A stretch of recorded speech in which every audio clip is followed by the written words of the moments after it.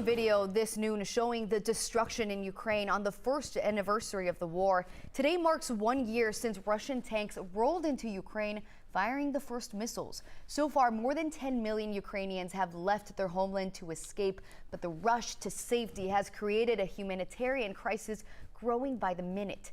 Most Ukrainians are now pouring into Poland. NBC's Jay Gray was there a year ago, and today he is back along the Poland-Ukraine border with the latest on the situation there. Well, for a full year now, refugees have been pouring across the border from Ukraine into Poland, and nowhere has it been busier than here, the Medica crossing.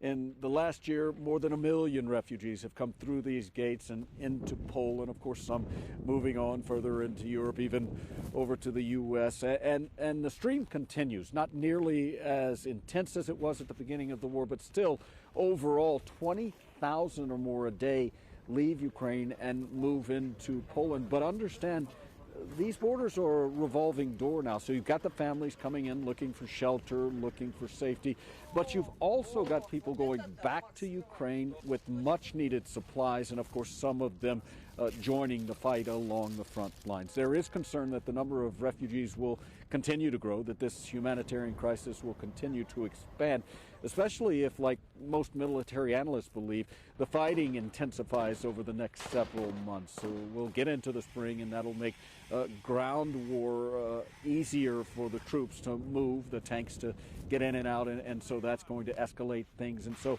they do expect to see more people moving into Poland. The problem for so many of the towns, the villages, even the major cities like the capital city of Warsaw, is that they've reached their limit in a sense. There's just nowhere else for refugees to go. It's been a burden on the budget, obviously, on city and social services, and so they've been reaching out to neighbors here in Europe, to the U.S. to try and ease that burden, and the response has been positive. But again, even a year into all of this, it's still very new and very rapidly changing at times. Again, it would appear that this humanitarian crisis that starts at the border is going to continue to expand as the war does the same. That's the latest right now from here at the Medica border crossing in Poland. I'm Jay Gray. Back to you. Jay, thanks so much.